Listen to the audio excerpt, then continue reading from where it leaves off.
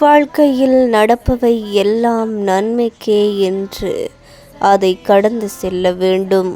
ஏனம்மா இப்படியெல்லாம் சொல்கிறீர்கள்? எல்லாவற்றையும் எப்படி கடந்து செல்வது என்றுதானே நீ கேட்கின்றாய்.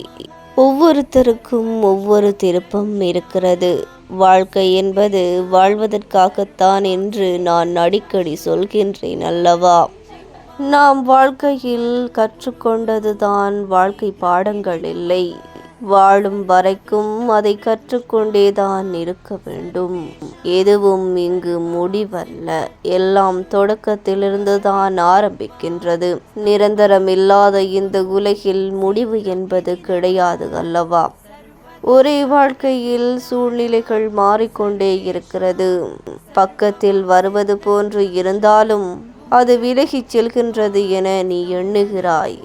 உனக்கானது என்றால் உன்னிடமே வந்து ஒட்டிக்கொண்டு இருக்கும். உனக்கு அது பாடத்தை கற்பிக்க வருகிறது என்றால் அதிலிருந்து நீ ஒன்றை பெற்று கொண்டிருப்பாய்.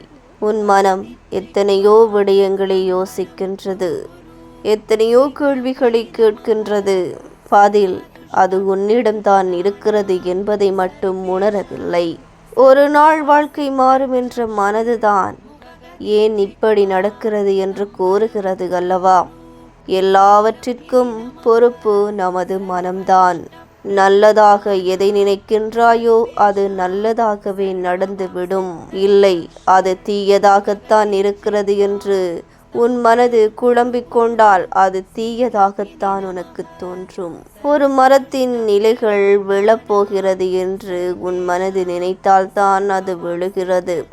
இல்லை, அது செழித்து கொண்டு வளர்ந்துவிடும் என்ற நம்பிக்கை இருந்தால் அந்த மரம் இனிதே வளரத் தொடங்கும். ஒரு பிரச்சனை முடிவில்லாமல் தொடர்ந்து கொண்டே இருந்தால் அதற்கு மற்றவரை குறை கூறுவது அது உன்னுடைய பிழை அல்லவா? அதை தவிர்த்து வாழ்க்கையில் அடுத்து என்ன செய்ய வேண்டும், அதற்கான தீர்வினை நீ பெற்றுக்கொள்ள வேண்டும். அதற்காக இந்த வாழ்க்கையை அப்படியே ஏற்றுக்கொள்வதும் சரியில்லை. அப்படியே ஏற்றுக்கொண்டு அதில் மாற்றத்தை நீ தொடங்க வேண்டும். எல்லாமே நின்று விட்டது போல் இருக்கின்றது அம்மா அப்படி என்று நீ கூறுகின்றாய். நிற்பது ஒரு புதிய தொடக்கத்திற்கு தான் என்பதை நீ புரிந்து கொள்ள வேண்டும். விடை தெரியாத உலகத்தில் தான் ஒவ்வொன்றை நீ காண்கின்றாய். ஒவ்வொரு பிரச்சனைகளும் எழுகின்றன. ஆனால் இந்த உலகத்தில் பிறந்ததற்கான காரணத்தை நீ அறிந்து கொள்ள வேண்டும்.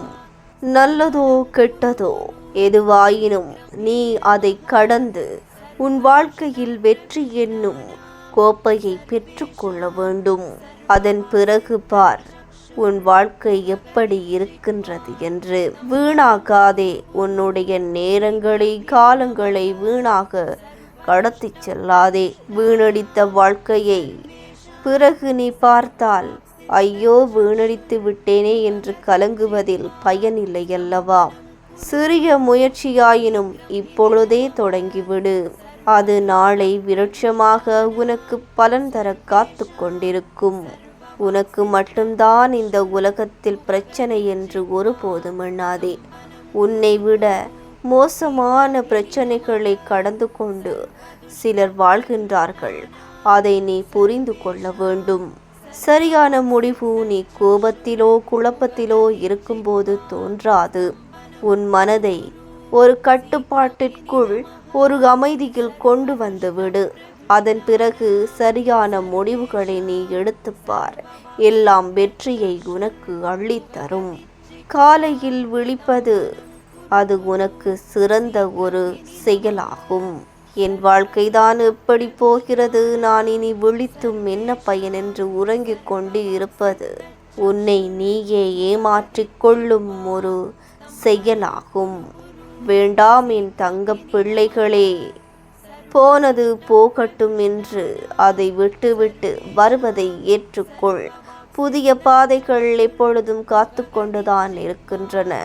அதை போய் திறப்பது உங்களுடைய கைகளில் தான் இருக்கின்றது. உனக்கானது உன்னை விட்டு ஒருபோதும் சென்று விடாது என்று நம்பிக்கை கொள். நான் சொல்வது பிடித்திருந்தால் இதை மற்றவருக்கு பகிர்ந்து அவருடைய வாழ்க்கையில் தீபத்தை ஏற்று